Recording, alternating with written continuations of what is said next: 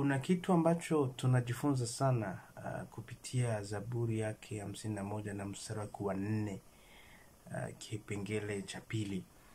Kwa hivyo Daudi anasema ya kwamba Mungu una kila haki ya kunihukumu, na ni wazi kwamba sistahili chochote zaidi ya hukumu yako na ghadhabu yako. Kwa hivyo Daudi anakiri kwamba Mungu hana lawama na Mungu ana haki ya kumhukumu.